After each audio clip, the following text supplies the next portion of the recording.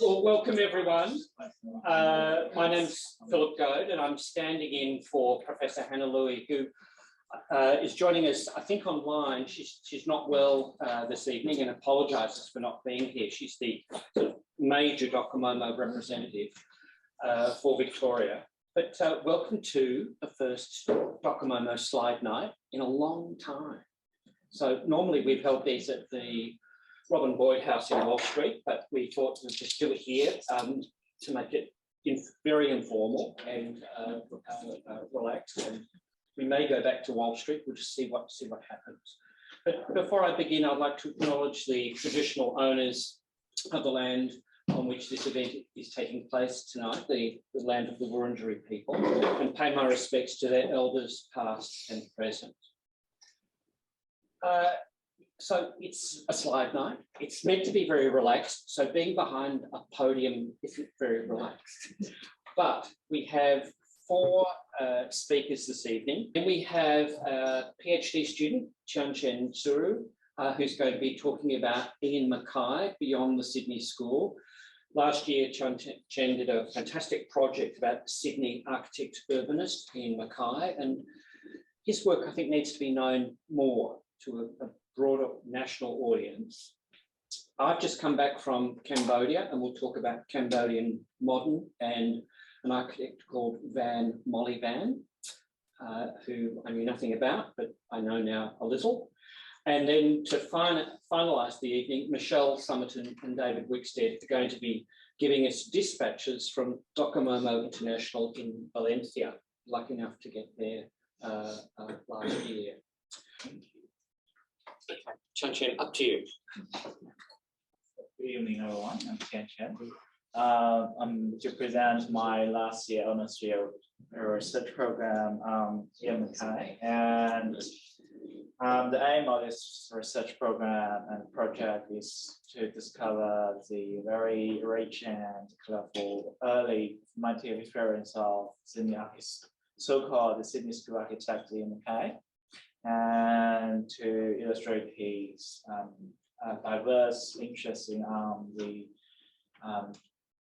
medium density housing project and the urbanism architecture, and the goal is to create a better human habitat for the Australians. And I took this picture when I did my site visit last year at Tokel near Melbourne. On the picture is Tokel Homestead. Is a 19th century historical Georgian complex, and the surrounding vernacular odd buildings, which including a timber farm designed by the Edmund Brackett in 1867, and which formed a village environment that become the resources and the inspiration for the late architect Ian McKay and Fred Cox. After receiving his first major design commission to design this agricultural college at Tokel in Hunts Valley, Philip Cox set up his practice in the terrace house in 68 Bruce Point Road, McMahon's Point in 1962. The scope and the skills of this project was beyond the capability of this young graduate Philip Cox, and consequently Philip Cox needs some partner with an experienced architect who is familiar with design and who share these very similar design directions. For Philip Cox, Ian McKay was the obvious choice because McKay has the office upstairs in the same building, and his reputation was on the rise. However, both McKay and Cox want to preserve their independence, so the true partnership was never exist. So anyway, this emergent practice, Ian McKay and Philip Cox Architecting Association complete three significant projects which consider as the complex and of the so-called Sydney School architecture. And in this association short lifetime, which including the St. Andrew's Boys' Home at Lippington, and St. Alexandra Agricultural College at Tokel, and the Blacktown Church. And this project is very displays its quiet and self-contained habitat environment, which could created by Philip Cox and Ian McKay. And it's a village-like campus and records the 19th century homestead on the opposite hill. And it's also a living community with a U-shaped plan. And with the two long wings of the student accommodation and the teaching buildings, and linked by the admin areas and the multifunction hall. And it's grouping around the central court and open to the, which we call, say, the first image is the wide village of the almost dreamlike beauty.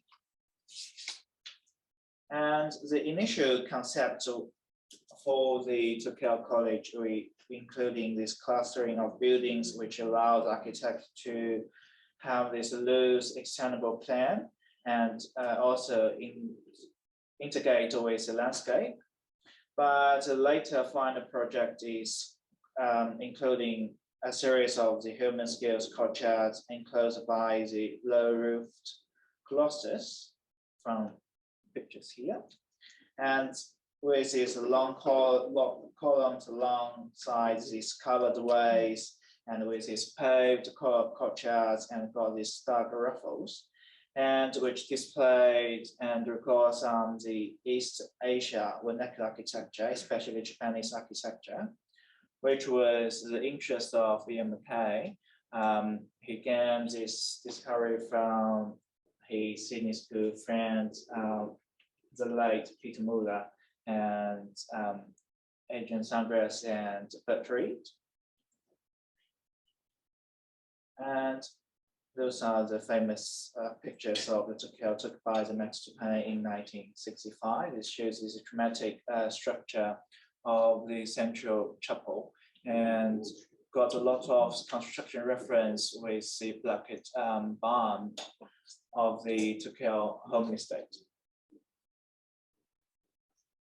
The architecture drawings on the left, they show the original design for the student accommodations. And on the right, the image took by the Max Japan, it shows the actual design for the student bedroom. And when I did my set of it last year, the student complained about this room is very dark, as also very cold during the winter time, because Ian and the field clock didn't consider it the illustration for the students, because they saw students gonna leave home for the summer holidays. And this is extent of the student accommodation area. Obviously, it's a very, I will say, the East Asia vernacular architecture failings. And this one is a St. Andrew's Boys' Home. So Tianchen, just before you go, so the Tokelau is still an agricultural college? Yes, like kind of a tough skills, like kind of for students who finish their middle school, they want to receive some professional agriculture trainings, they can go to Tokelau. And Tokelau got two different campuses, and this one still unused, students still living in this accommodation area. Yeah. And this one is and the Tokelau is one of the two DOCOMOMO registered lists for DOCOMOMO. Another one is the McKay's famous Lobster Bay House. And this one is the St. Andrew's Boys' Home, which is now demolished. And this Lipton Boys' Home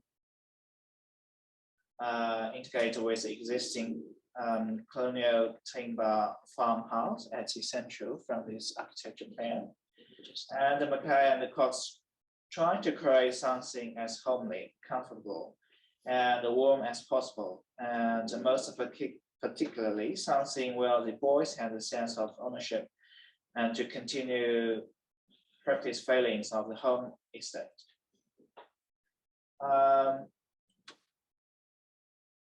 The whole complex was connected by the covered brick paving and the covered ways. and the assembly as a city-like organization with unity order, which relies on McKay thinking on architecture, urbanism, combined with these humanist inspirations of other Van Eyck's work. This linear pedestrian spine, along with the range of the hill and service as the internal street, a device of unquestionable human connect. Then to reach all the public rooms and the boys' personal bedrooms.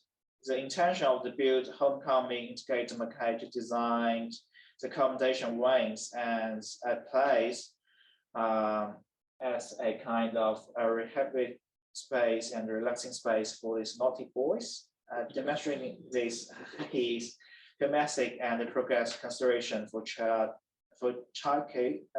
children care, which earned approval for the psychologists and the children care experts.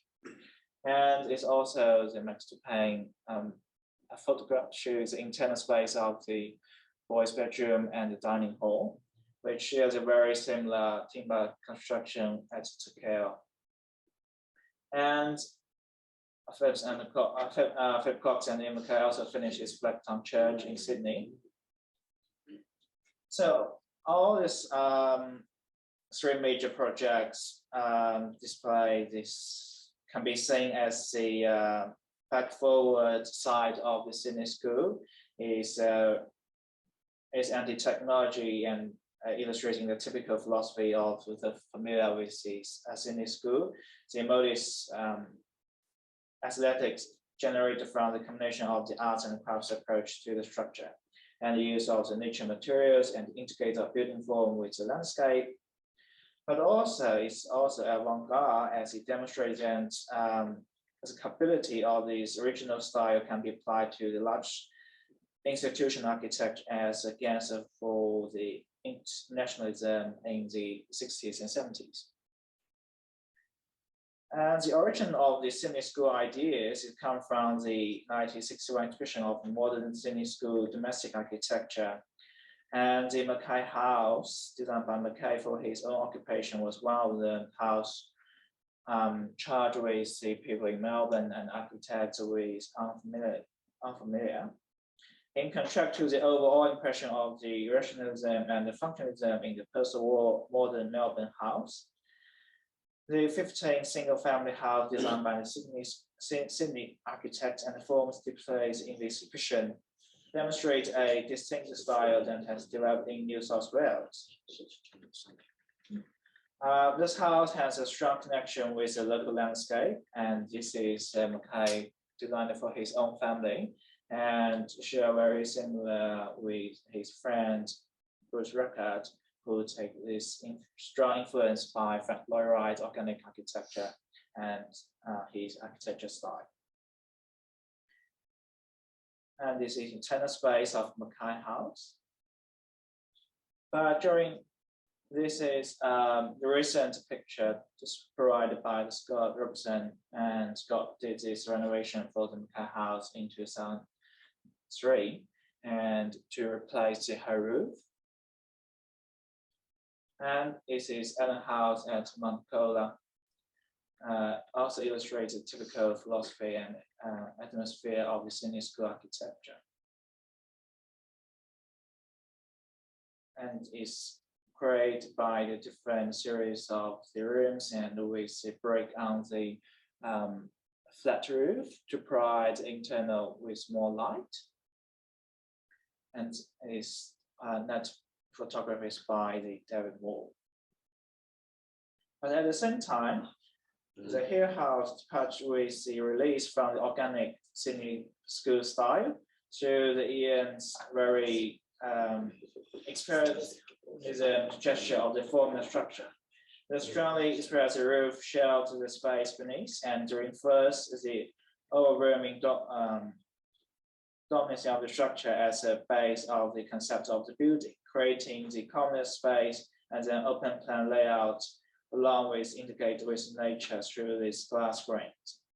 The exposure of the preformed plateaued roof structure and refers to concrete panels highlights the dynamic and intense qualities of the house, and transforming the house into the structure pavilion. The dynamic and the frank structure expressed with this house, like displays McKay's interest for technology, which is in contrast with the anti-technique impression of the Sydney School. As Broad criticized, the Sydney School has no time for looking to create the technology future. Yet at the same time, McKay has begun to explore the technology and appeal to the architecture to capitalize on the technical knowledge and advantages, and this was crystallized in his later work. And there's another picture of his house.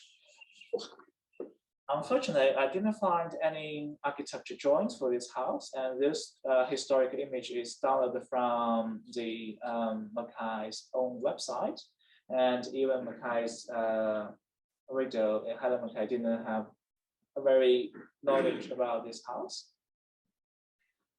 But before Ian McKay, before become the familiar Ian McKay of the Sydney School architect, McKay is a fresh graduate student from the University of New South Wales, and he started his architecture tour, grand tour to Europe in 1955.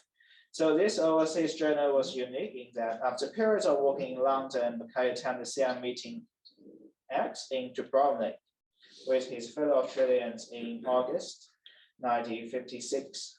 This is a historical moment, as it was the last official congress before the CM organization disbanded in New Zealand in 1959. The CM X Congress became the continuation of the views held by the different generations of different architects in terms of modernism and urban series. Young members arrived with a team turn against the mechanical concepts of the functional city, which was pursued by the early generation of CM members, particularly Gazier, exploring a new approach to habitat based on the human structure of association and relationships. And McKay and Jackson's conference report clearly demonstrates the transformation in CM theoretic change and the working directions, preparing the new chapter of habitat. And the Jet Buckman, such as a modernism architect, also presents this project with the alternatives going for the new independent town on the outside of the Rotterdam, which was presented in a grade as a logical outcome of neighborhood units evaluated from 1959 to 1956. So this game was composed by the repeat and durable visual group. It's from the Buckman's words, and is cluster of the low-rise, high-rise, and the transitional types of housing, and connection by the pedestrian strip, with a public square filled with an escape between the dwellings and the surrounding landscape. In the Buckman's philosophy, the visual groups are not only the social geographic units in which people relate to one another in time and space, but above all as a special unit that can be experienced and understood visually to help human identification with their built-up environment. And later, Ian McKay from this picture, in the front, we also got Dan Scott Brown and with his first husband, Robert Scott Brown. And a month later, in Venice, Italy, we have this fourth edition of the CM Summer School. And this summer school focuses on the future evolution of Venice and complex as a city, concentrating on the relationship between the historical center of Venice and the continued expansion of the mainland, which are pushing for the indiscriminate buildings in a no-plan world. The issue of no-plan world of the mainland of Venice share the similarity with the danger and ugliness of the uncontrolled sparrow in Australian suburb, which later attracted McKay to prepare his own answer for the urbanism in Australia and his alternative way for the housing. The students formed 3 groups to debate on the better solution with the consideration of the urbanism organic of the city, which revolved by the CM Summer School lectures. in the lectures, the older generation of architects emphasize the new humanism of architecture, and which allowed architecture to overcome the professional specializations and to reorganize their social and cultural role in the architecture urbanism. And later, DOCOMOMO met McKay during their meeting Congress and formed an easy and pleasant friendship with him, and invited McKay to join his office in Rotterdam at the end of the Congress. When McKay arrived and met Bachmann at the railway station in Rotterdam, he was taken by Bachmann to a large staff dinner and then started his 4 months working at Vanderbilt and Bachmann. During that period, McKay was directly involved in the development of the press and the printing center in Amsterdam. However, in constructing this modest, low-rise concrete print center, McKay is more interesting and fascinating by its neighborhood building, a glass and concrete tower that used to house the editorial office of this Pearl newspaper, which he immediately introduced to his fellow audience on his return in the Sydney Morning Herald newspaper. And later, McKay takes the lower part of this high-rise building and take the same inspiration for the roof design in the road mechanical laboratory in ANU. And it's very interesting. It is very interesting because this building is always be recognized as a work of the Clark architects, and McKay's name has just briefly been mentioned as associate. But in other scholars' studies, when McKay left Clark architect, and this kind of style has now been produced in that form. McKay also employed the platform and the reinforcement concrete roof structure in his later wooden contain project for the NCDC, National Capital Development Commission.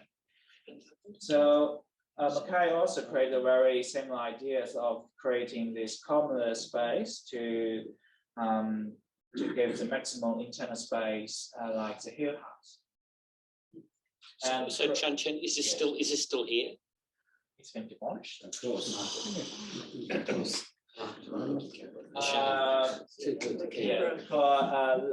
McKay's former professional partner Adrian Boss and Don Allen trying to survive this building, to keep this building, but the local authority of the ACT said we cannot partly preserve this building, so demolish the whole building.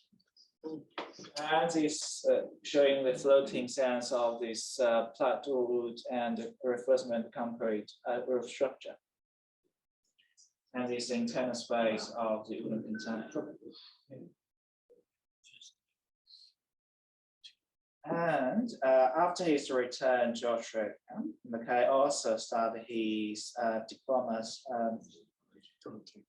Diploma of Town and Country Planning course at University in 1958. It was an exciting journey for Ian McKay and some of his architecture friends, including Dr. Summerton, Bruce Record, and Neville Goodman, and also take the same program at the same time. And the group later completed the milestone redevelopment proposal for the rocks area involved from his final year project. So this 2-year town and country planning course was headed by the Professor Dennis Winston, who discussed the quality of the greater cities of the world in his lectures. And this kind of the students interested in the achievement of same quality in Sydney.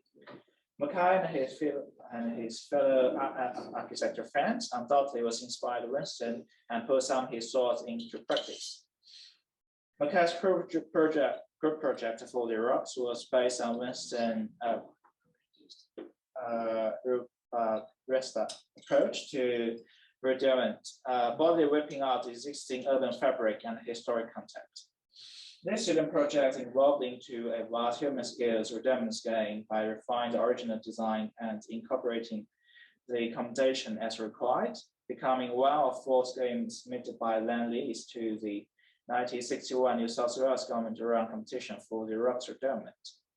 So this scheme is not only adopted the Winston redevelopment approach, but also demonstrating the process of localization of international ideas and thoughts. McKay's grand tour of European, especially his working experience and personal association with Japan.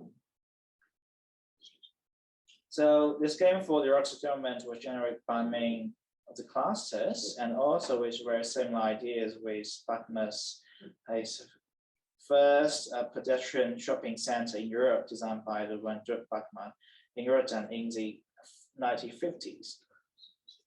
This project is kind of a combination of a series of transitional elements of size and scales into integral whole, including the Bachman's notion of the open society and the ideals of sociology, which also reflected within the McKay's proposal. And this friendship diagram on the left-hand side also shows this conceptual diagram of Bachman and also display Bachman's ideas of open society. And McKay also explores the reinforcement concrete buildings, create this LaSalle building at Sydney. And this building still exists, but it's disfaced. So why recently I cannot recognize this building. And McKay also is inspired by the Buckminster Fuller's very broad geometric form ideas to build the urban shopping center. And also the Molyvann Church in 1968, including by the platform internal structures and this internal structure of this church. And McKay also got involved in different civic centers and neighborhood center projects, and by employing these broad geometric shapes and volumes. And this one is a Cosness Community Center. And I cannot find any architectural drawings for this one. This is a very weird, this semicircular volume space at the center. And of course, all these ideas are combined with Frank Lloyd Wright's organic principles and Buckminster Fuller more geometric forms, which create the McKay finds detached single family house for Darwin Malls in Lobster Bay, and showing this very dramatic and playful internal space. Alongside with construction of the Lobster Bay house, McKay also finished his famous seminar boat survey about Australian housing, living and party living with Robin Bright, Hugh Scotton, and John Mack, and explore these very experimental ideas of medium density housing, both in Canberra and New South Wales. This very core idea is the first, I would say, the housing project McKay designed for the NCDC. Is including 268 bachelor single studios for the increasing populations in Canberra in the 1960s. And later, McKay made this medium density proposal, the Swinking Hill project for the NCDC. And you can, from this master plan, you can say McKay wants to get a mixture of different housing typologies, including the cultural house and townhouse, and even including some terrace house. But unfortunately, McKay's ideas only be achieved only section 1, section 51 and 52 be achieved only like around here. It's a very small amount of the house and be achieved. And this perspective is architecture drawings from McKay's proposal for the NCDC. And it's one of the satellite picture I took. And this is a cluster housings for different families and share the car parking area. And this is a townhouse designed for the different family members and demographic solutions for the NCDC. And this original McKay's proposal, including different typologies, and also with this very broad terrace house, which are very similar to King Willi's the pet house in Darling Point in New South Wales. And I conduct interview with McKay's McKay's widow, Helen McKay, near Byron Bay. Helen showed me some McKay's drawings, and we have no idea about this project. I think it's very interesting, and she's in the very materialized thinkings of McKay's design philosophies. And this is Ian McKay, and I'm trying for my research, I'm trying to expand the formal senior school architect ideas applied to the McKay, because McKay for many years has always been labeled as a so-called senior school architect. At the same time, a senior school architect only can be concerned about the detached single family house. But I just want to prove McKay has a very diversity, interesting and ideas about housing and about the human habitat and about the large architecture urbanism. Thank you.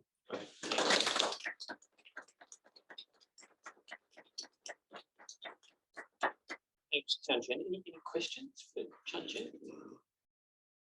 Because I think your research last year was pretty amazing. I mean, Tianchen found out all of this stuff without a formal archive, tracked down Helen McKay, had great help from James Werrick in University of New South Wales, but really has shifted how we look at McKay's work. And also, you didn't say that Denise Scott Brown was on the same summer school in Venice, so Tianchen got in contact with Denise. Good. And so had interviewed her.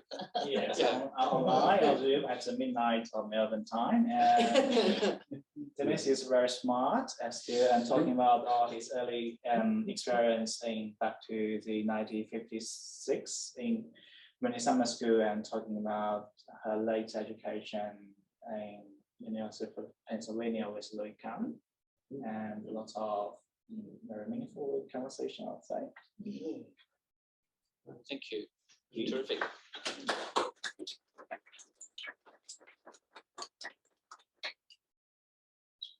So mine is much more relaxed and much more of a tourist point of view, I'm afraid. I've just come back from a trip to Cambodia and Vietnam. And one of the things I wanted to do was to do one of the so-called new Khmer architecture tours in Phnom Penh. And this is a small group of young architects in Phnom Penh who take these tours to see colonial Phnom Penh, or as I wanted to see, modern Cambodian architecture, just so I just get some semblance of scholarly correctness. I need to get some dates. And it was really terrific because I didn't do any background research like Simon had done for New Caledonia. I was there on holiday, and this was simply a morning of what we saw. And Phnom Penh, of course, is an unusual city in terms of its colonial. Cambodia has an extraordinary, rich architectural heritage. Of course, at Siem Reap is Angkor Wat, great archaeological sites now, but a great empire, the Khmer Empire, in the 14th, 15th, and 16th century. And modern day Phnom Penh, much of its 20th century development was through French colonial control. And then later, its major partner in the late 50s and into the early 60s was with Russia. So it was a great partner of Russia during the Cold War. So today, when you drive around or being driven around in tuk-tuk, as one normally would be, this is the sort of buildings that you would see dating from the 1960s. And a bit like Simon had mentioned with New Caledonia, when you're in Phnom Penh, you think a building might be from the 1930s. It's often from a later period. But this is the sort of typical post-war architecture of Phnom Penh. It's a very large scooter and tuk-tuk heavy city. And you might come upon, though, one of the great buildings of the 1930s, which is the Central Market of 1937. And this is designed by French architects, Jean-Luc Desbois and Louis Chauchon, who finished it off. And I'm going to be showing you only about half a dozen buildings, but really just to simply show you that in this city, there are some extraordinary examples of modernism, and this is one of them. And as you get closer to this reinforced concrete Central Market, it opens out into a big Beaux-Arts type square filled with cars. And then you can see that the building itself has a whole series of wings and no glass in these wings. They're all sort of ventilated. And you get a bit closer.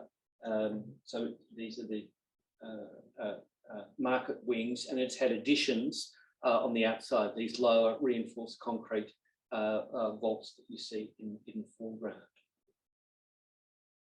And then you come closer and then go inside. And so it's a fantastic concrete structure. These arches are for those winged elements, and the central portion is this space here with this extraordinary reinforced concrete ribbed dome, and of course stepping for ventilation, essentially, the rationale for doing so.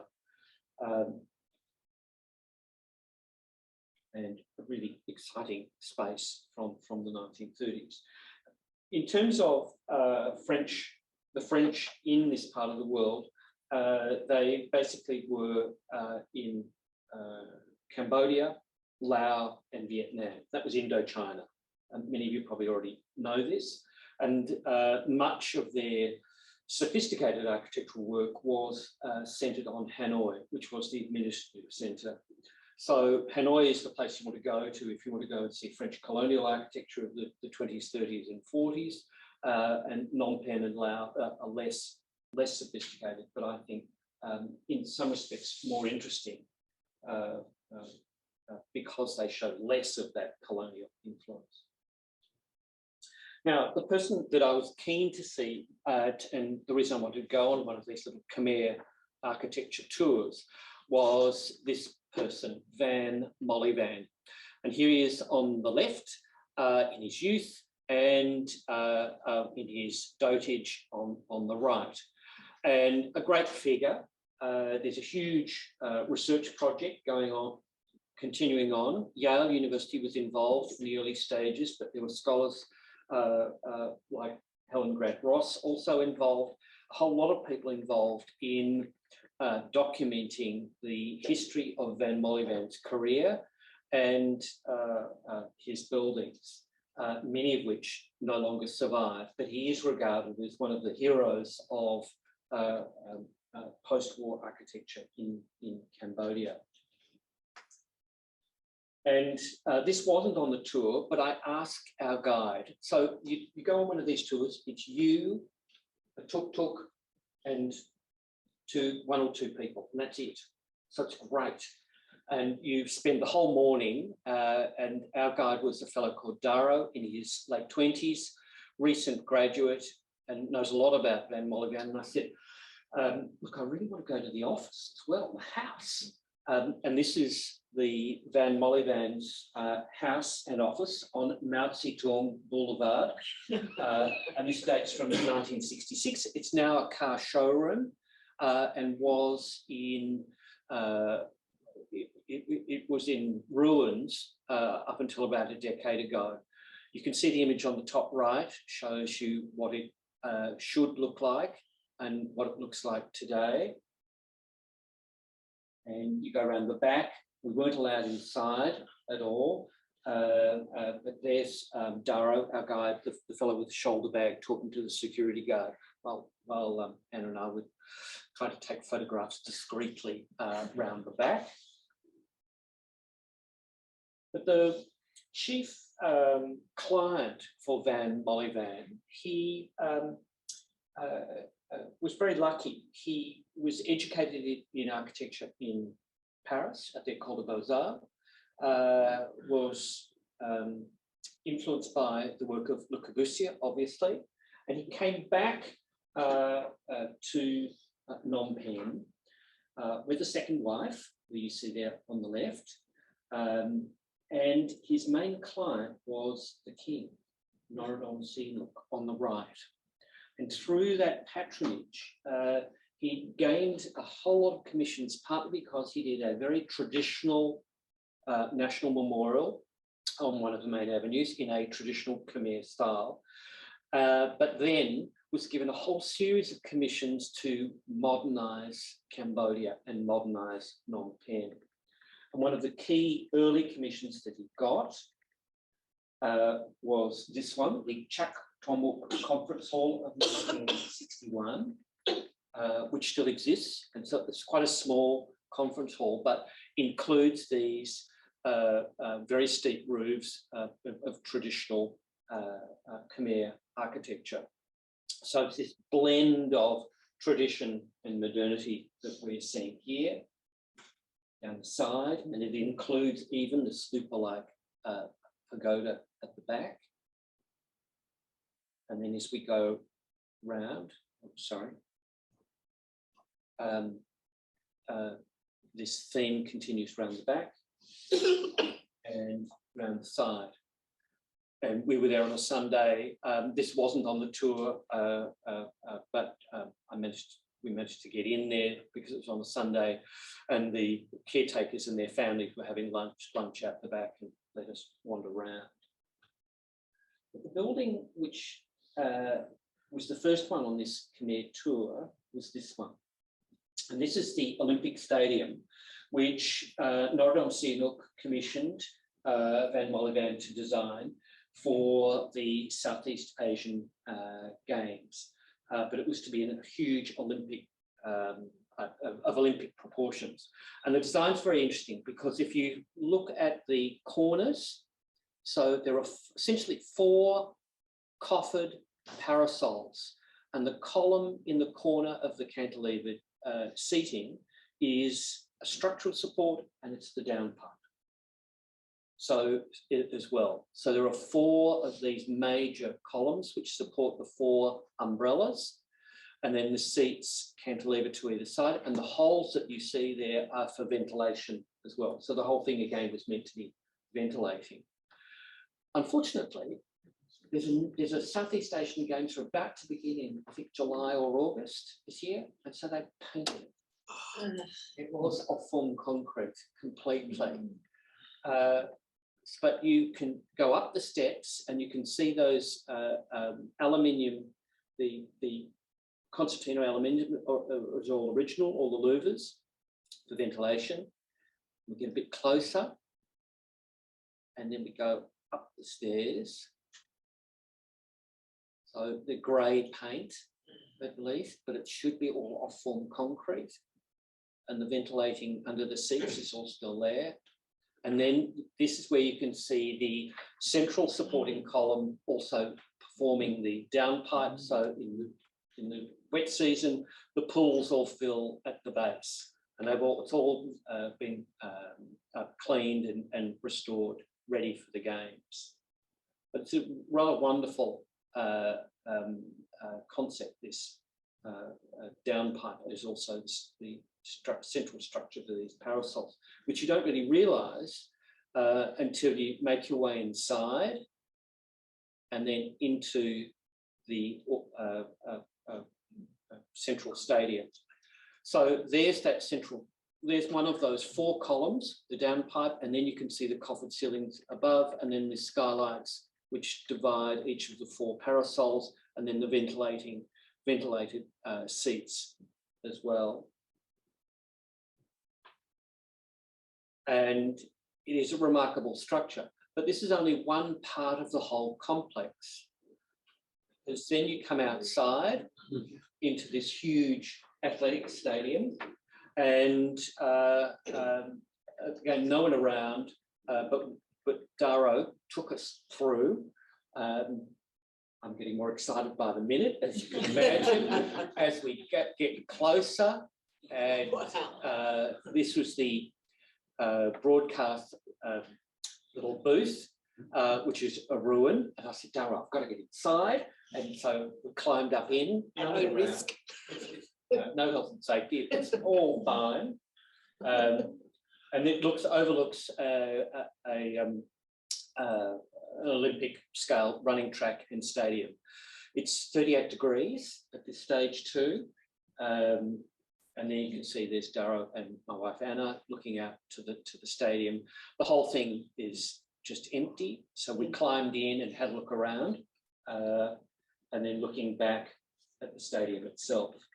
And at the moment, much of the original grounds would have, it was meant to be surrounded by lakes and ponds, and it was when it was originally built. So beyond the stadium were huge ponds, water collecting ponds, which were also meant to cool the whole area, but they've been encroached upon, government selling off the land for multi-residential apartments. But thankfully the stadium remains. The next project that we were taken to was a Molyvann project, which is in partial ruin, partial inhabitation. It's called the 100 Houses Project. And this was for the National Bank of Cambodia. So a version of our state bank housing scheme, but in the 60s. So this is 67. And Molyvann wanted to actually develop a housing type based on the traditional Cambodian house, but in contemporary form. And so the house has a concrete frame, terracotta block infill, and then a traditional Khmer roof. And you can see on the top, it ventilates as well. So very, very simple. And the houses are all disposed in a little suburban subdivision, and they're all offset for privacy and for views, and incredibly simple. And it was a bit like visiting, if you visited Pesak, Le Corbusier's housing development, which was of the 1920s, which was changed by local residents. They've done the same here in this little estate, but they're in a parlous state of repair. But you can see the essence of what he was interested in: a simple 2-room house plus kitchen and bathroom, elevated above the ground on a concrete frame, terracotta infill, and then a timber roof, which was meant to ventilate. And many of the residents have filled them in. So there was this one here. So you can see the state that they're in, but they were really very, very interesting because there were 2 forms of access, 2 stairs in concrete, and that's the front. So no glass, just shutters and a balustrade. And I said to Daro, let's go in. It wasn't on tour. So no one seemed to mind because it was lived in, it was squatters were living in there. And so we went in, and it's incredibly simple, but incredibly generous in terms of scale. And beautiful giant pieces of rainforest timber as the floor, and ceilings that were all collapsing. And you can see, it was a little bit spooky, but nevertheless, you could see the intention there was very, very interesting. And it was interesting to see the traditional form of construction. It made me think of Ian McKay, clear enough, looking at the framing. It's all there. So it could easily be restored.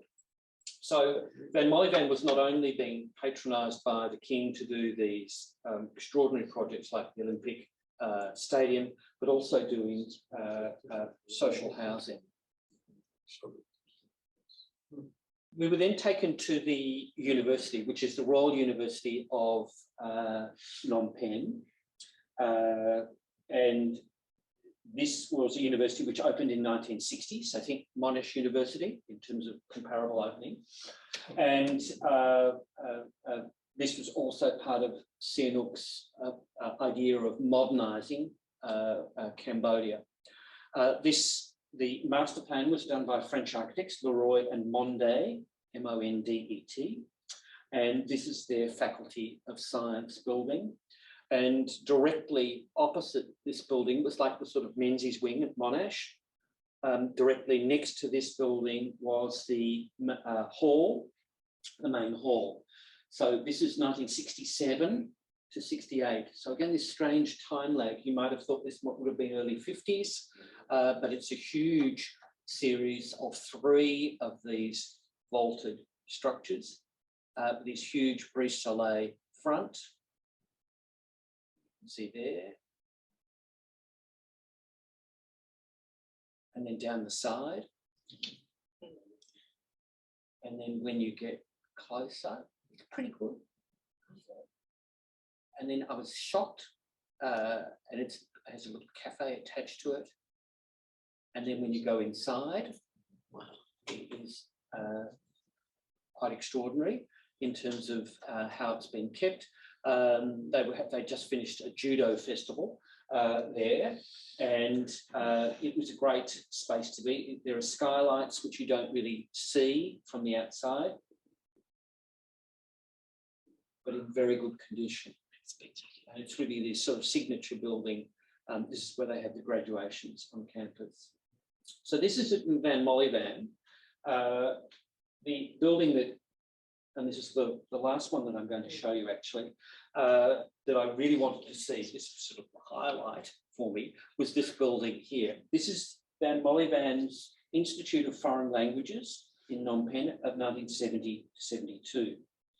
Now, Vann Molyvann left Cambodia for Switzerland in 1971 because of the ensuing problems with Pol Pot, the Pol Pot regime. Between 1975 and 1979, the Khmer Rouge forced the cessation of any formal education. Schools and universities were closed and destroyed, and teaching services across the country decimated. Along with all other educational institutions in Cambodia, this university and all these buildings that I'm showing you ceased to function during that time. The Khmer Rouge targeted the educated, and many of the university's faculty members were killed. Of the educated people who survived the regime, few chose to remain in Cambodia once its borders reopened. Deserted for almost 5 years, the campus became another victim of the grim period during the Pol Pot regime. And so this was quite remarkable to see these buildings on campus and being restored, having survived that incredible regime, where basically if you were educated or in the education business, you were possibly your life was at risk during this time. So this building, Vann Molyvann, and Vann Molyvann left Europe. He came back in 1990, so he left for 20 years. Went to Switzerland, worked for United Nations in the UN Habitat Scheme, and consulted to the United Nations, but essentially left. And returned in 1990. And this building was completed after he'd fled. So it's the Institute for Foreign Languages. It's like a teacher training college for training teachers in linguistics, essentially. And it's a series of 3 buildings or 3 parts. You arrive and at ground level, ascend to this bridge, and then go across to the main teaching and administration building. And it's a building which is elevated on pillar T's, so you think, oh, very Corbusian. But you have these traditional Naga motifs, which are on the bridge at the end, those flaring snake-like motifs. And you get a bit closer, or if this is what it looks like from below.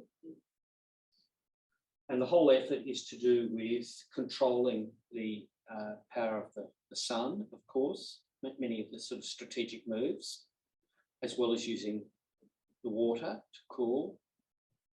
And then you go around the back. Oh, this is the side.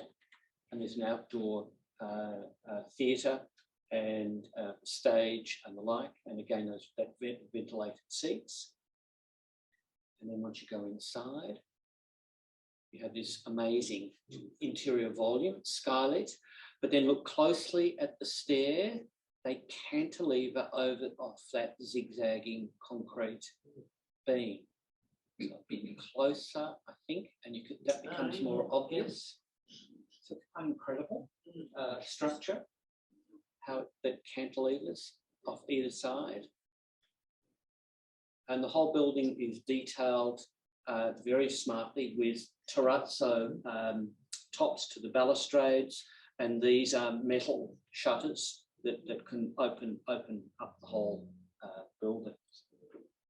And there are various details like this throughout. Anna was appalled that I should be taking a photograph of men's toilets at the time. I said, no, the detail. And then you come out of that bridge and go back towards UWSR Boulevard. And this is the library on both sides of the screen. And then you make your way across the bridge to another teaching building where little seminar lecture theatre rooms are. But this is Van Molyvann, I think he said, and it's a bit of post-rationalisation, it was based on a Cambodian hat, and most writers have said that's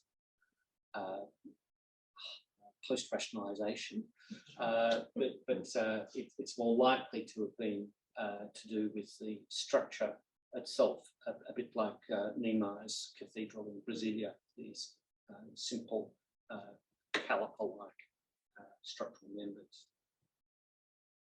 And that's it from ground level.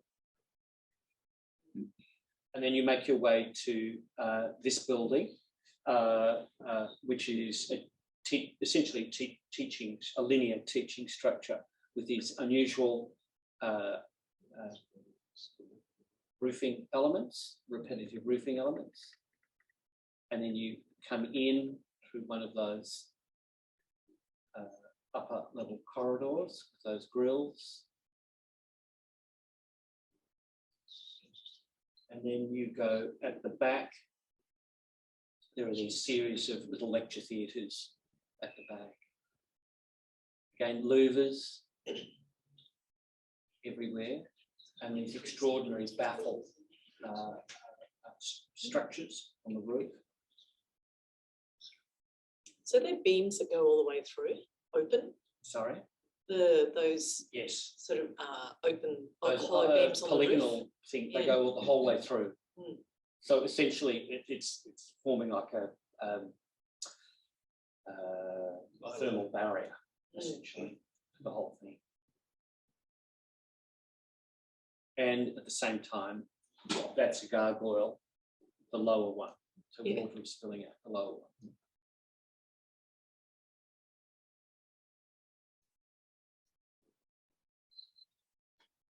And this is slowly being restored.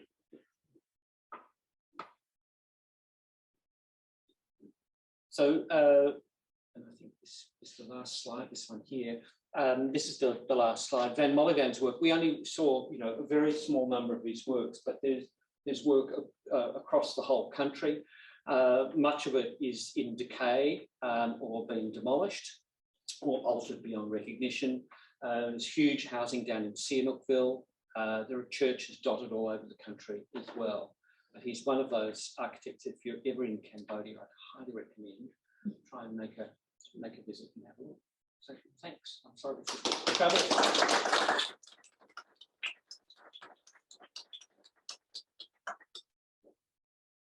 So our next speaker is Michele, Summerton and David Wixted. David and I and a few other Australians were at the 17th International DOCOMOMO conference held in Valencia between the 6th and the 9th of September last year. And this was held at the Valencia Polytechnic University and hosted by the Architecture School. And that year, Valencia was the World Design Capital, and the conference was part of the official program.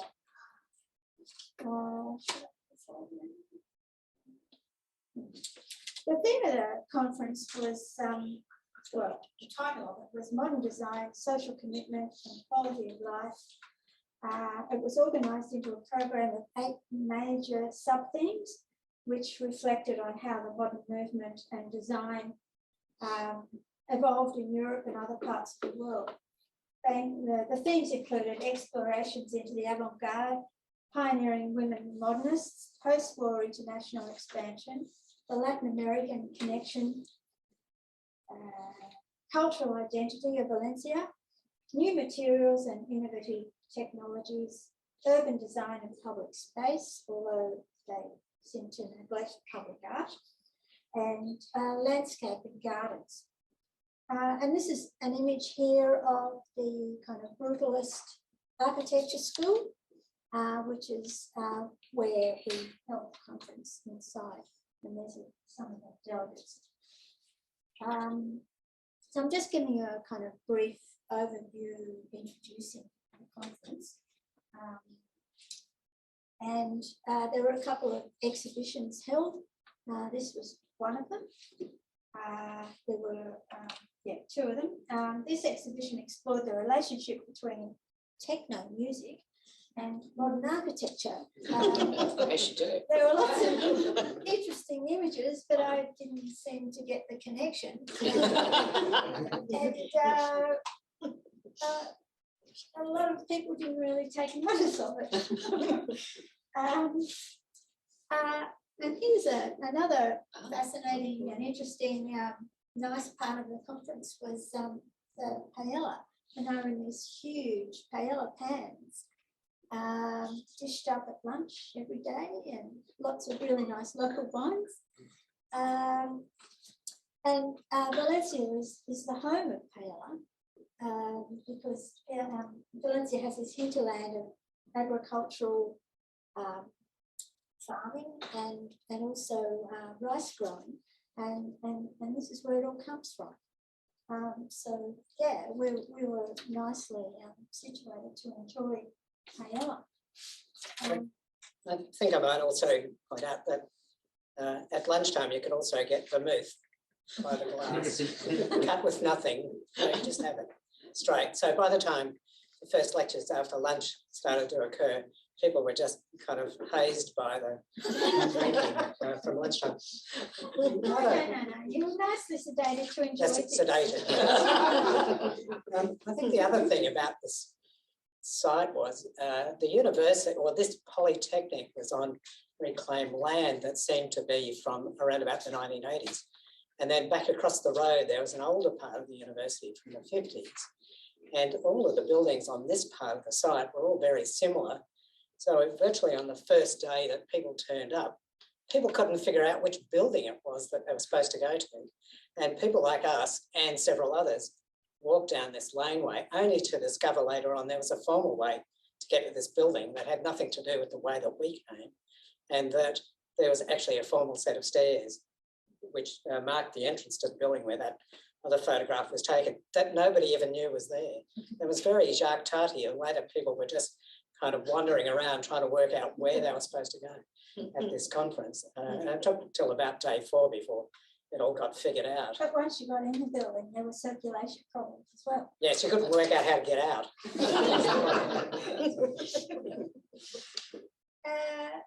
So here we have a couple of delegates you know, and our other friend here who we got to know, is a very nice chap. Yeah, so that's a kind of small overview of the conference itself. Now, what I'm going to go into now is the Summerton blast furnace. There were a number of, well, there were 2 post-conference tours, and this was a feature, the first one up on one of the tours. And this is the sole relic of a huge industrial estate developed from about 1900 and, I don't know, 1 or 2 or something like that. And it was known as Puerto de Sagunto. And like Simon, I don't know Spanish, and my pronunciation might be not spot on, but anyway. So the only relic left of this huge industrial estate. So this is a very powerful landmark, and the imagery of the tower is representative of the iron and steel industry that once occupied all of this site for most of the 20th century, and which determined the creation of an entire town. So all around it, there were people who worked there, and the people depended on it for their economic living. So it stands just over 64 metres high, and it was built in 1922. First production of pig iron started in 1926. Its functioning was interrupted several times. In 1963, it was upgraded to more or less how we see it today. Its productive life ended in 1984. The cranes were removed, significantly altering the iconic silhouette, and other elements were allowed to deteriorate. The site of this place is right near the sea, so the sea was eating away metal and some of the concrete fabric, or reducing the understanding of how it operated. Restoration started in 1998 under the direction of 3 architects, including Carmel Radioli, who conducted our tour. The restoration included structural consolidation of the tower and interpretation of the role of the blast furnace in iron and steel process as a machine producing pig iron. And I must say, before I go any further, that even though we went on this tour, there was virtually no inclusion of industrial architecture in the conference, and I think that was a fairly kind of hole in the conference.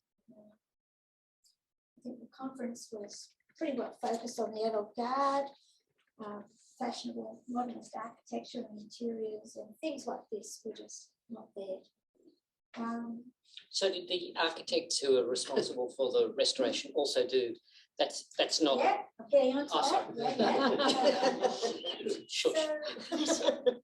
So it was in 1998. So I said under the direction of Carmel Radioli, who conducted the tour. The whole building, the tower, was restored to how it was when it last operated, and was it upgraded in 1963. So this isn't the original 1922 version. Construction sort of operation halted a few times during various things in the history of Spain and its sort of economic activity, but then resumed, and it was upgraded in 1963, and when it was restored, it was brought back to that period. So I'll talk about some of the, well, it's the sole surviving part of this industrial estate, and so it's interpreted with things like bits of relics around it. I don't know what they are, but things like that. And this sort of prismatic structure was put up as an interpretive centre. It's built of prefabricated concrete with metal bolts in it to sort of give a kind of reference to sort of industry.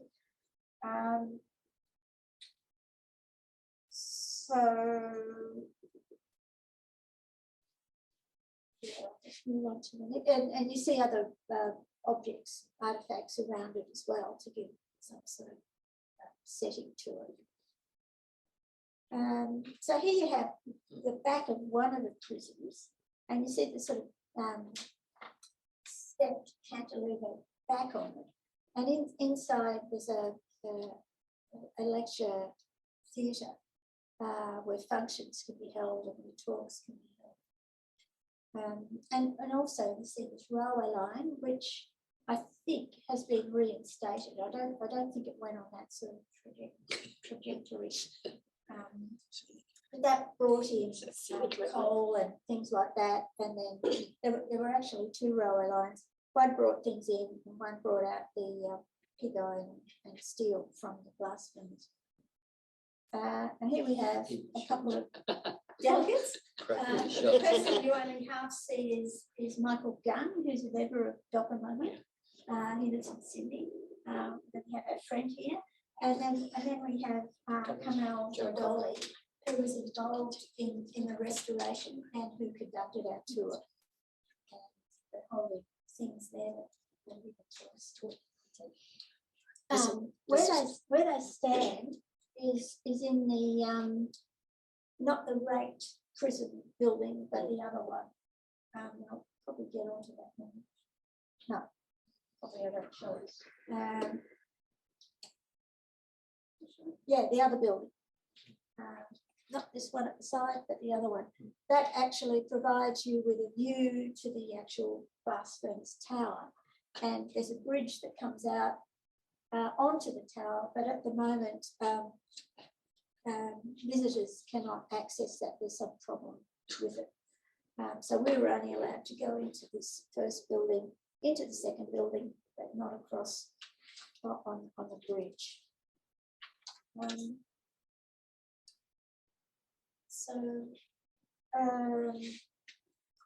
This restoration won this Europa Nostra Award plaque in the category of conservation. This organisation was founded in 1963 and it's a pan-European Federation for Cultural Heritage and acts as a European cultural heritage lobby organisation and has consultative status with UNESCO. And it's been presenting awards since 2002. So this plaque is placed on somewhere on the front, which I'll show. So let's see if I've got any other photographs. No, I don't. I'm moving on to the next site now, which was part of our tour. I find this quite fascinating, I think. This is called the Cooperativa de Agentes Comercial Communal Housing. This is comprised of 3 buildings in the complex. Go into the building here, I think it is. Here, isn't it? Yeah. The front facing this street is 3 levels. The lower level are shops and workrooms. The 2 levels above, their housing. The whole complex is characterised by a lot of this sort of concrete gridwork, this sort of orangey red panels, and this very nice cream orangey gridwork. The housing complex relates to the post-war expansion of Valencia, so it was a new part of Valencia. It was designed by an architect called Santiago Artal Rioja, and he lived, born in 1931 and died in 2006. He was the son of an architect, and he studied at the Madrid School and graduated in 1957. In 1958, he was commissioned to design and direct the Santa Maria Michele Commercial Cooperativa housing project, which is this.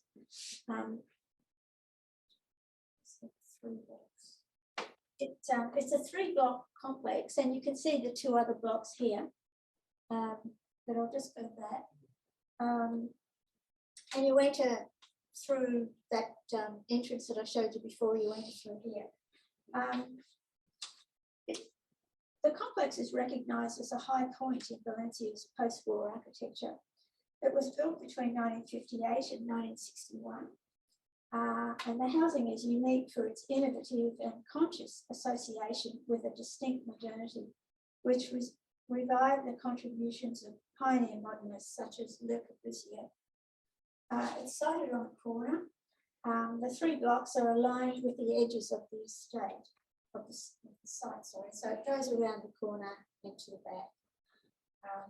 And they comprise 138 dwellings, with the blocks situated around the common area of community use. So between the 3 blocks, there's this internal area. The front block, which provides entry from the street, which I've just showed you, has 3 levels. So I'll go back to that. 3 levels, which includes single-storey houses, those 2 above with the orange panels, and commercial premises and workshops aligned with the street. The 2-storey blocks, the 2 blocks behind are each of 12 stories. They comprise 2-level duplex houses. So you have these 12 levels, and 2 of the levels are duplex houses. And they comprise 3 to 4 bedrooms on the upper level and a bathroom.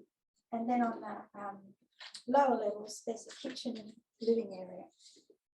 They access to generously proportioned corridors or galleries, which I'll show you in a minute. And these are so wide that they're like public streets. On the outside, there is a concrete structure with an ordered grille based on a modern modular principle that presides over the whole structure in plan, elevation, and compositional geometry, even down to the benches, planter boxes, and bridge. And the grid-like structures here are kind of reminiscent of the sort of things we've been seeing in Cambodia and even in New Caledonia with Simon. The whole is subtly modulated by diverse use of materials and chromatic animation of red orange panels, which you see there. Brickwork, coloured tiles, marble, travertine, and terrazzo. Much of it impeccably finished and detailed in use of materials and artistry. And all is carefully treated in details of fabric, composition, arrangement, and functions for allowing views, sunlight, services, and density. The use of flat colour can be said to be neoplastic, an influence from artists such as Still, and the raw concrete brutalist. So you're probably wanting to know what this all looks like. Mm-hmm. This is the front entrance going through. There's a concierge there. You see the nice polished floors, and all this was for workers' housing, and you just see the really nice detail and design of all of this. So you go through the front door, you go over to this bridge straight ahead, and there is the 2-storey houses with the base to it, which at the front shows the shops and workrooms. And then you come out to this bridge that crosses a pool. And the bridge goes across and continues across the pool, and then you see one 12-level building to the left and another one facing you in front. And you see the concrete grids again. You see the distill-like orange-red panels and this really nice cream brickwork. And here it is again. See the same thing. The 12 levels and the 12 levels here with the concrete brickwork and the panels. And at the front here, you see this interesting trough or water slide coming out and going into this pool. So, Michele, what's that person doing? Cleaning the gutter. This is actually Cleaning. an enclosed public, well, not public really, but a space for people who live there to enjoy. So this is for children. They can slide down there, they can hop in the pool, They can walk across the steps and just sit around. See, it's a child, it's not a cleaner. It's not a high-vis spec. Find him on the bottom of the pond. So you see this sort of water slide coming down here. You see the steps. You see this really nice sort of bench set here, all in this sort of geometric shape to match the other shapes of the buildings. You see this very interesting water spout here. You see these wonderful blue tiles. I mean, it seems like no expense was sort of saved in putting all these wonderful materials together. So yeah, these children were enjoying the site and all the features. Here's a close-up of the water spout and a bench seat that was put there. Oh, incredibly well designed. And the brickwork is fabulous. I mean, you see a different texture to the brick there on the walls. So the mortar joints are supersized. And upstairs on the 12 floors, and I was mentioning before the corridors, fairly wide. You see this gridwork from the inside, which sort of filters the sunlight coming in. But you see no expense spared with this wonderful tile work, different sorts. You see 3 different sorts there. And here we have, he's not the architect, but I don't know where he fits in. He was speaking Spanish and we couldn't quite find out who he actually was, but he seemed to have a very intimate knowledge of the site. And he had these, models here showing the duplex arrangements of the 2-level houses. The apartments in the 12-storey building were in that Corbusian mode of being on 2 levels with a stair that was accessing the upper level. On the side street, they were just single-level apartments, but on the other buildings, they were 2-level apartments. And you see that in the corridors, because the corridors are quite high in some areas, particularly around the elevators. And is that a severe-looking Susan McDonald? It certainly is. I was going to mention Susan. Susan's in a nice Marimekko dress. Right. And yeah, Susan gave a talk at the conference on a thematic kind of assessment of 20th century heritage, which ACAHUCH has already published, and I think the Getty Institute seems to have adopted that.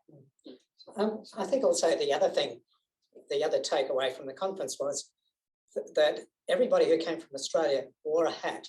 And we surmised this was... Yeah, he's got a hat as well, but we all consistently had a hat, and we think it was because of the Slip, Slop, Slap campaign. We were the only ones who turned up with hats in a consistent way. So. Yeah, moving on. So this is some of the detail again of the mosaic. Well, I don't know if you call it mosaics. Mosaic. Well, I think it's mosaic. And this is the one-sided door. Yes, we were told this was the holy grail of doors in the corridors, because it was the only one that survived. But I mean, this is another example of this wonderful detail.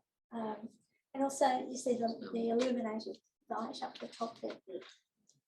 What else have we got? More detail here, the travertine bench seats. The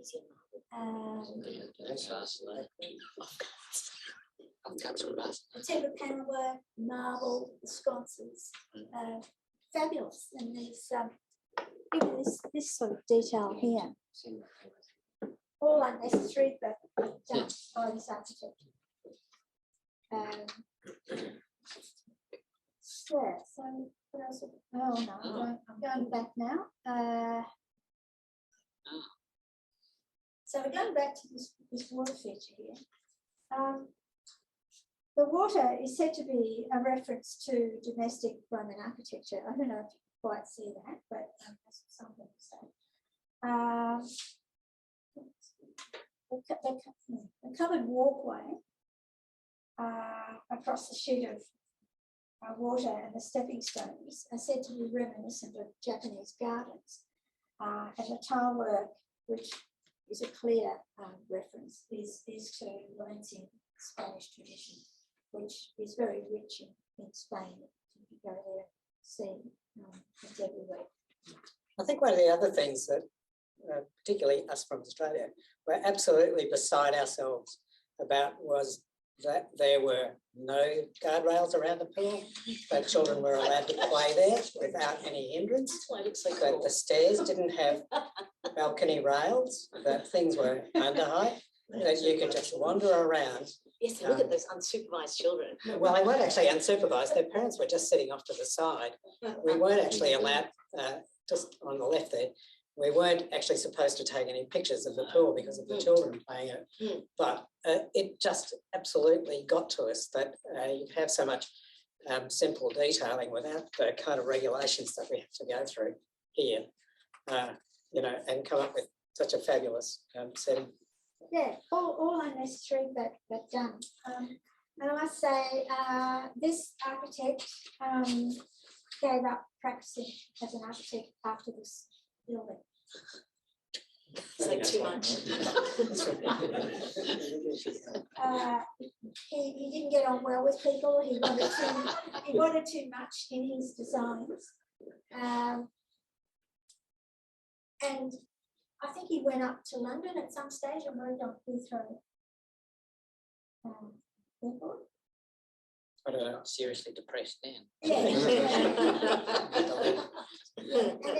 And ended up coming back to Valencia when he was a bit older and living in some sort of coastal resort, small town further up north of Valencia. So he just seemed demoralised after working on such a wonderful project, and it's sort of just sort of fizzing out a little. So that was a wonderful site that we went to.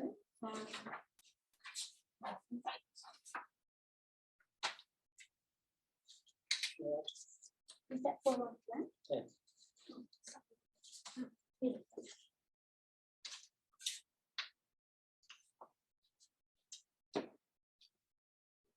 So now I thought I'd just talk about public art, which I think regrettably was another sort of thing that wasn't really mentioned in the DOCOMOMO context. Anyway, this person, Goad, is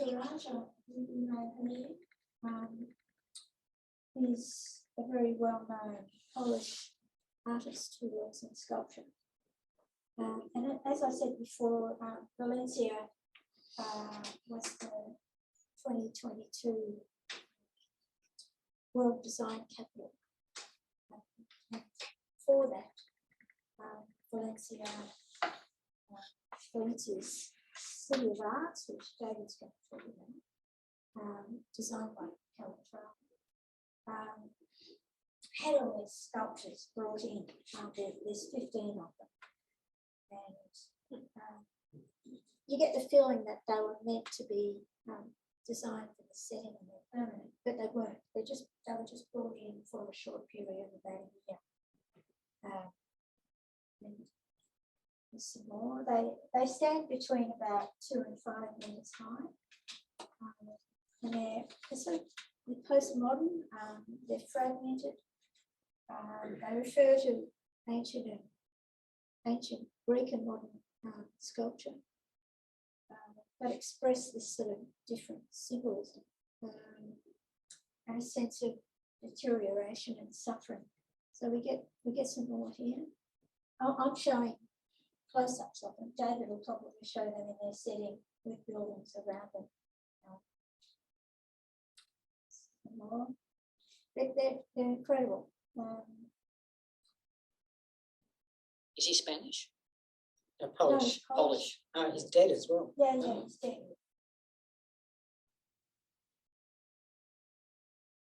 So yeah, David will talk about all these Howard Travel buildings. Some details. You see his name just down here. But these are all going to be taken out, and I think by now they would have gone. I don't know where they take them to, but this is an amazing piece as well. I mean, something like that, it sort of looks like it'll be there as part of the setting because it blends so well and enhances the buildings, and the buildings enhance it. But no, they're not permanent. Here's another example. Now I'll move on to my last piece. This is another work of public art, and we've gone from Valencia to Madrid now. And we see this head, this white head over on the side, which looks a bit out of place. As you approach it, you just wonder what it is. This is the main square in Madrid. I think it's called Colonna Square. It's the main roundabout that people coming into Madrid might end up coming into the main roundabout, and it's in the main roundabout. And this feature, it keeps on looking like it's following you around, no matter which way you look at it. You kind of get the sense that it's somehow staring at you. It was designed by this sculptor called Jean Plesner, who was born in 1955 in Barcelona, so he's a local. And he's done a lot of sculptures like this. This seems to be his style, and it's been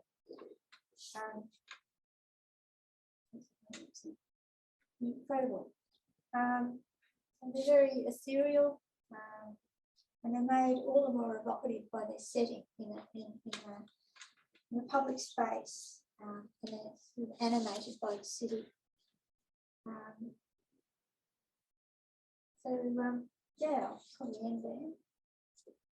So, so that's it from me.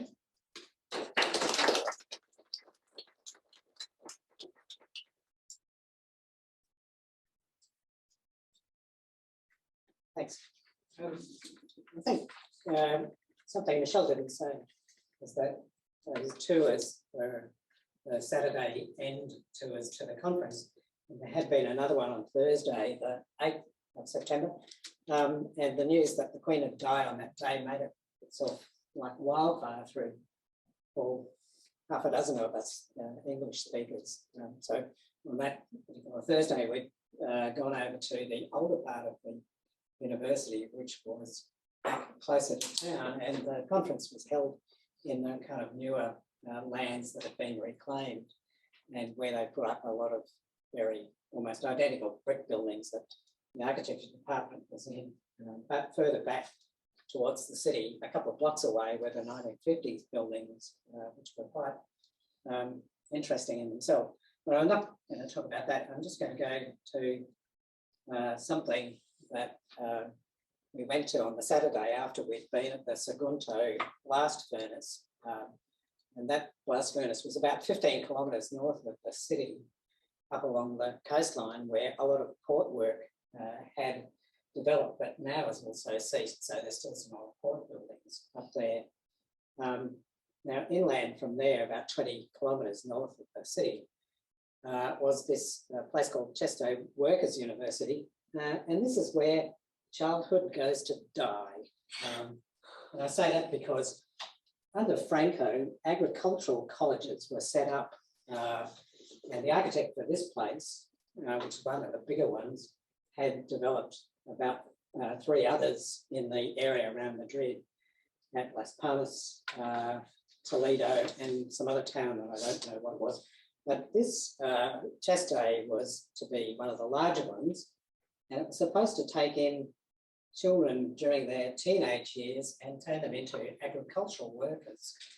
And I was reading something that said up to the age of 14. And I thought, no, that can't be right. It must be from the age of 14 and possibly to about 18. And Carmel, Professor Carmel, who you saw in one of those Sagunto pictures, actually went here and then later on studied architecture. So his childhood started off as being inducted as an agricultural worker, and under Franco, these universities, well, these almost child universities, were set up to take children and turn them into better educated agricultural workers, and by training them in various agricultural arts and workshops and things like that. So this particular one, about 20 kilometres north of Valencia, took about 5,000 children from the local area.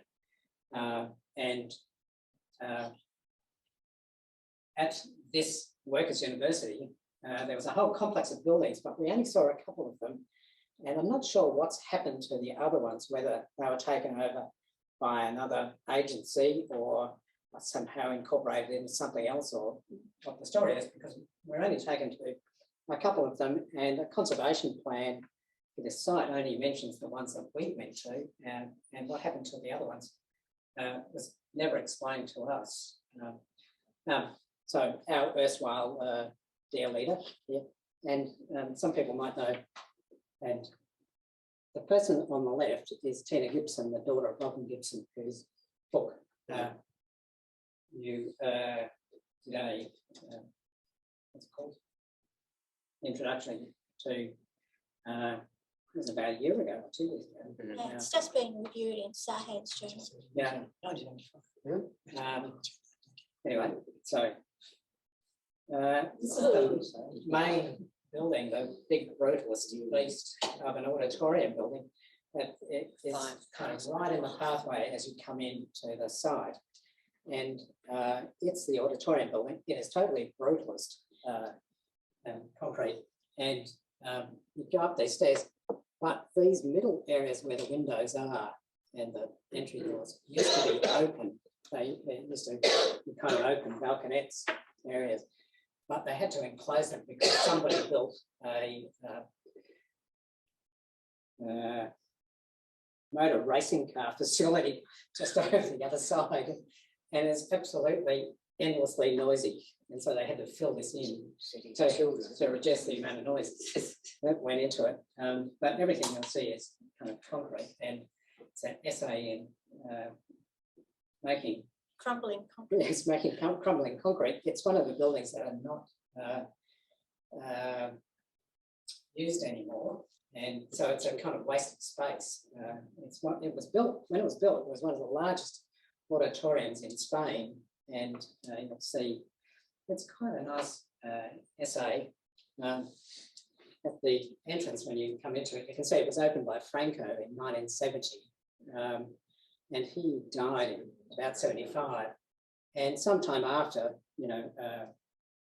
his death, democracy finally came to Spain. So places like this were then abandoned as these kind of agricultural colleges. It's really unclear to me what it's being used for at the moment, because we did see some students wandering around, but we don't know what they're actually doing. And we don't know how much use the site gets anymore. So here's some pictures of the interior.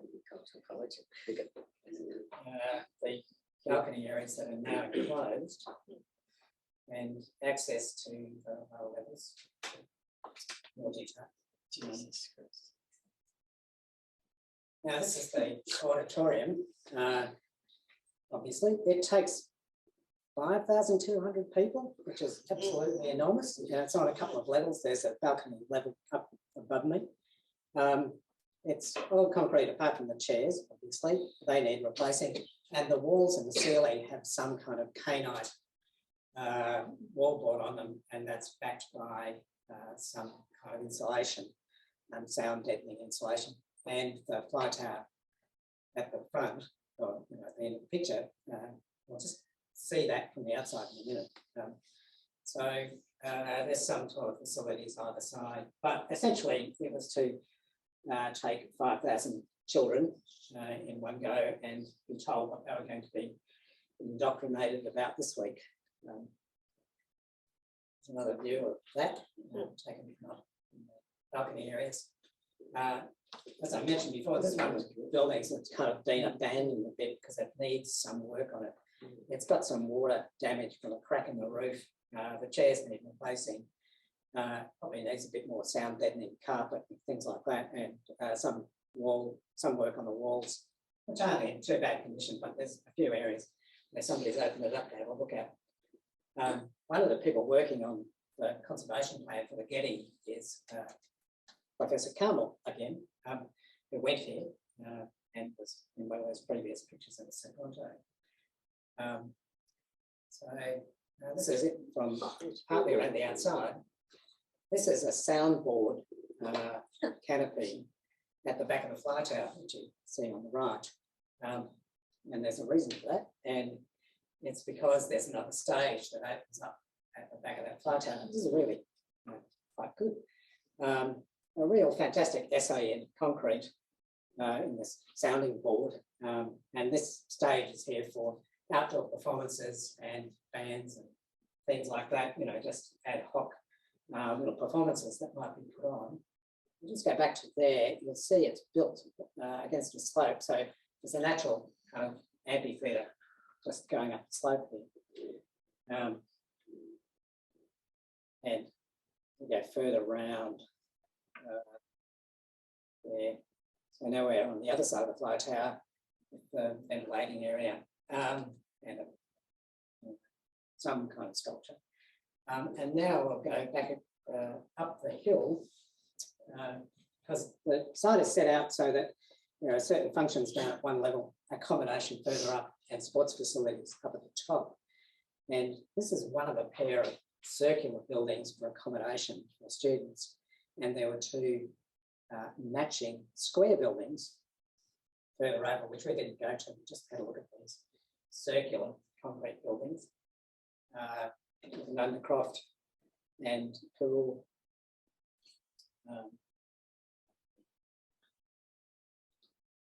And Breslay and the pool. So this is one of 4 accommodation blocks, 2 circular and 2 in a square format. So are people still living there now? Yeah, but exactly what they're doing, I don't know. Because there are some people wandering around. We don't know why they're wandering Beautifully around. kept. Yeah. And it is a major site. And you kind of wonder, you know, it's just a waste if it's not reused in some way. And a corridor linkway to the second of the 2 circular buildings, and no doubt there's similar.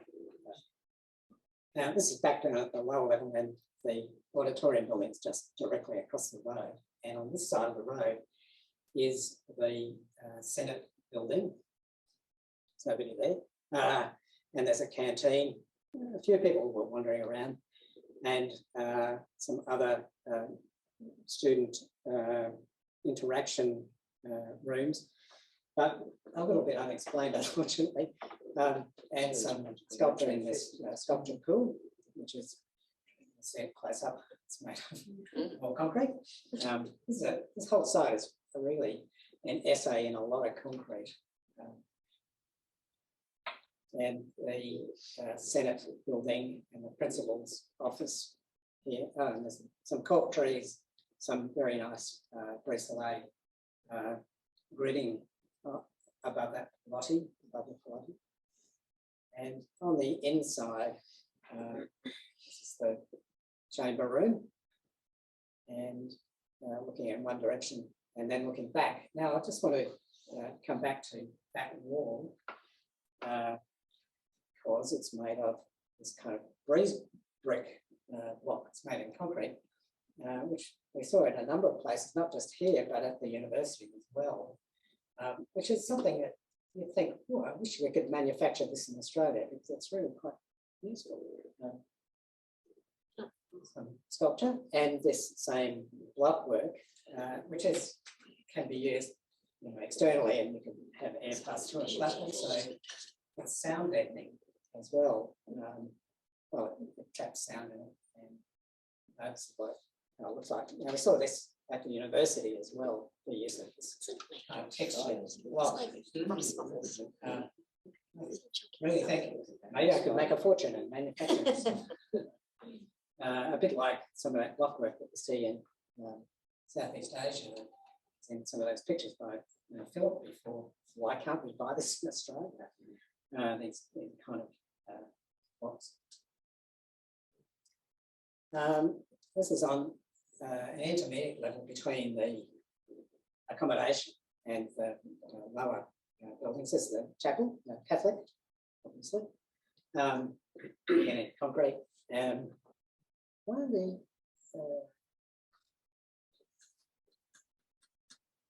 I'll just go through this and I'll remember where I was going with that thought.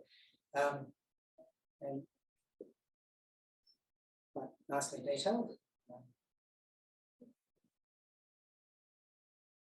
And the interior lectern in concrete.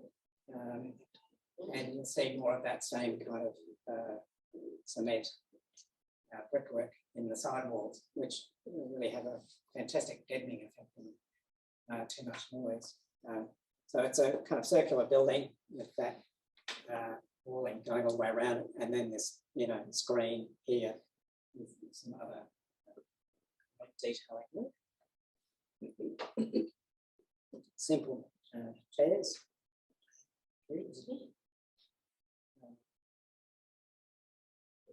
Presumes bronze.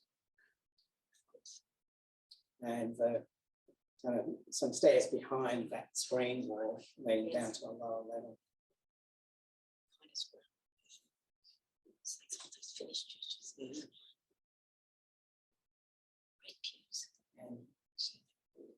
And people are Catholic and know what this is called. I've forgotten.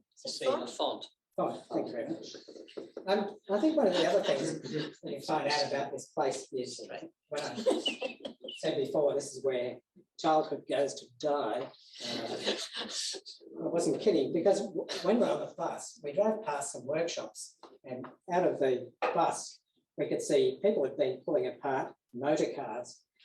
And you kind of think, like training them to steal motor cars or something similar, or learning how to pull them apart and put them back together. And then the very next thing I saw was an aeroplane fuselage that was half pulled apart. I thought, my God, they're even trying it on airplane fuselages. Here, pull this apart. Got nothing else to do. So these sites were abandoned after there was democracy in Spain. And as I say, I don't really know how it's used now. And the CMP discussion that I was reading this afternoon didn't seem to enlighten me any further about that issue either. So that Chester University, as I said, there were 3 others. This was the biggest of them, and took over 5,000 children of teenage years and turned them into something. Okay, now the big one. I'm just aware of time too. We have to be out of here. No, we have to be out of here by 8:30. So I'm just giving you a slight time winder. I'll take that. Yeah. This wasn't really part of why we were there. It's because it was there and we were there. So we went and looked at it.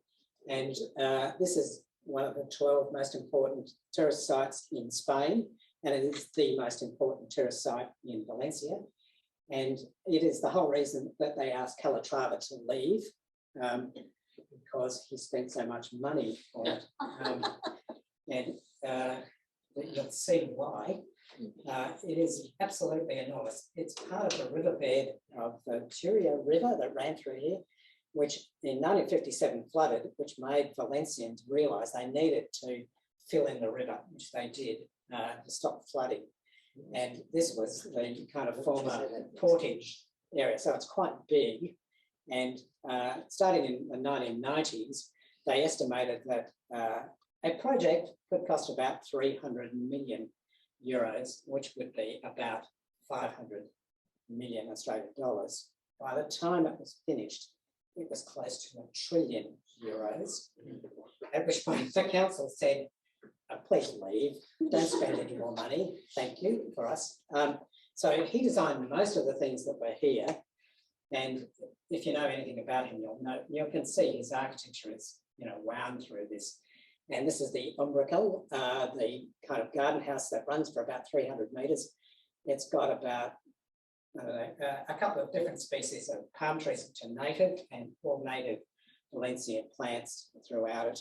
It's one of the entryways into the site from what is supposed to be the south side, but kind of faces southwest, I suppose. And it's for this kind of Spanish use of broken tile work, a ventilating feature inside this greenhouse. Well, it's not really a greenhouse, it's just a big plant house. And also features sculpture, even some by DOCOMOMO. I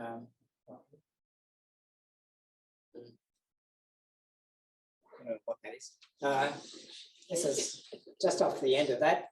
This is an elevator shaft and stairways and a rampway that run around it to the lower level. And there's a thing in the background we'll come back to, which is absolutely ginormous. Some of those Michele sculptures with the Agora building down the end. And that building down the end we never got to because it was so far away. The whole site from one end to the other is a kilometre. And that's about 800 metres away. And we just couldn't be bothered. Some people cycle around the site. Good luck to them. It takes them about an hour. And the part we were in, it took us about an hour to go around it. Michele sculpture. I'll just jump through that. This is a bridge also by Calatrava. So I think about the last thing that was completed. And here we have a view to the Science Museum on the right and the hemispheric, which is the building. And it's supposed to be an eyelid opening out of the water. And you go inside, you go underwater, and there's a glass floor to the pool. There's a prize for who can guess how many Olympic swimming pools of water are in this place. Maybe it's 300, maybe it's more, I don't know. And down the end we have the Agora, the Science Museum, which we went inside and couldn't figure out where the museum actually was. And the IMAX, which is in that hemispheric building. And you think they're close together, but when you realise they're quite some distance apart. And you can see this is all totally Calatrava's kind of structure, as I said, engineer and an architect. The thing about this picture is not the building, but that guy is cleaning the pool. It must take him a year, I would say, to kind of vacuum the floor of the pool, just by going up and down it. And we also saw some people cleaning with high pressure hoses the concrete in one part. And I would say that is like the Sydney Harbour Bridge.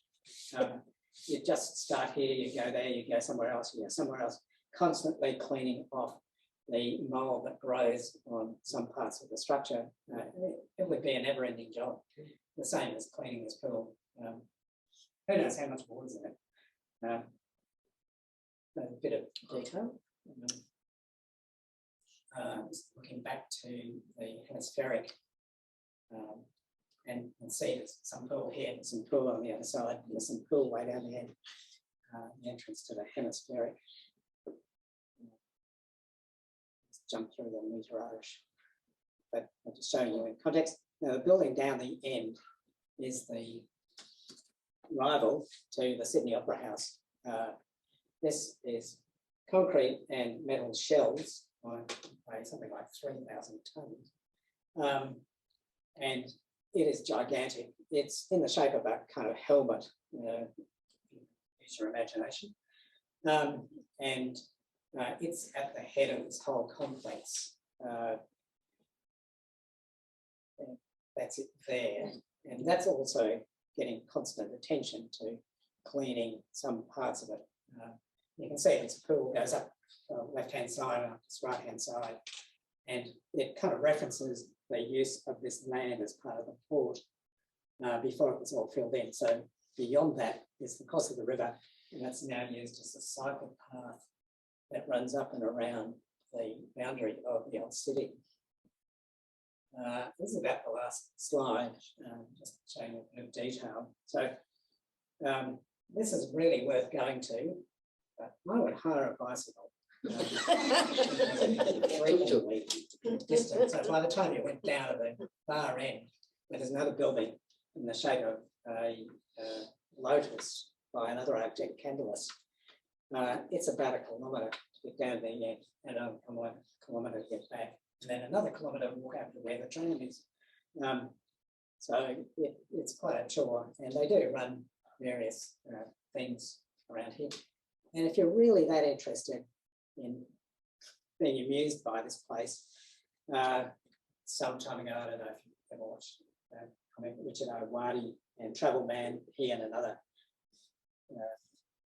comedian from Britain go to this site and go zorbing in the pool, which is they get inside these inflatable balloons and roll around in the pool. This is how I first knew about this site, not for any architectural reason, but because I watched this Travel Man series. And that's how I found out some other things about Valencia, including where the Holy Grail is. Who would have known? We went to a cathedral, no explanation of what it was. I need to find out later. It was the Church of the Holy Grail. So I found that out by watching Travel Man. Anyway, that's the kind of end of where we're going. Otherwise, this would be endless. What we didn't mention, David, is the book. Oh, sorry. What's it actually used for? Yeah, what's it all used for? And is it busy? Is it successful? This is endlessly busy, endlessly, with people either going to the museum. We didn't see, we saw hardly anybody going to the Hemispheric. The Opera House, Opera House and Theatre is used all the time. When we got there, that famous Scottish band called Texas were playing here. I thought, should I go and see them? But I decided not to. I think it's a girl group. So it does have stuff that's on a lot. And when you go there, you just see endless groups of people either cycling around or walking around. And some people going to the Science Museum, some people dawdling around the other parts of it. So it does get quite a lot of people going to the sciences. And I would imagine that when the opera's on or something's on, that's a high culture, you get plenty of people going here just to look at the building. I mean, that's it. So it is one or the most important tourist attraction in Valencia. And as I mentioned before, it's the 12th most important tourist attraction in Spain. So it does get a lot of people, but a lot of people go there out of curiosity like us. At the end of the conference, we're all given one of these to take home. No, it's a brick. Yes, it's as thick as a brick. At the end of the same conference in Lisbon, got one that was about 100 pages less. So this is an increase on the previous conference in terms of volume. I think one of the other things that we were disappointed about was not so much the content, but a lot of the talks were given by people doing PhDs and virtually nothing by people who are actually architects dealing with repair of modernist buildings or anything like that. So I think if, heaven forbid, we have a DOCOMOMO conference here, I think it's got to have a mixture of both, practicing architects and people who aren't just doing academic papers, because they drive us mad. They turn up to the conference, give the paper, and then bugger off. We never see them again. So you don't get to ask them any serious questions. So that end. Thank you.